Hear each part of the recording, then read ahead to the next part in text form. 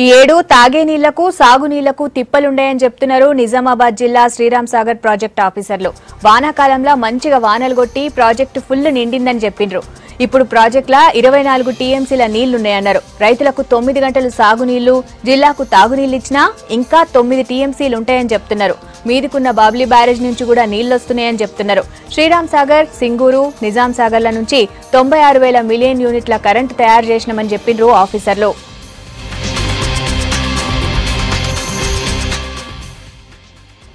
So ఈ మొత్తం financial ఇయర్కు మా పోచంపాడు డివిజన్ నుంచి 96.1905 మిలియన్ యూనిట్స్ ఉత్పత్తి చేశాము, అవుట్ ఆఫ్ 61 మెగావాట్.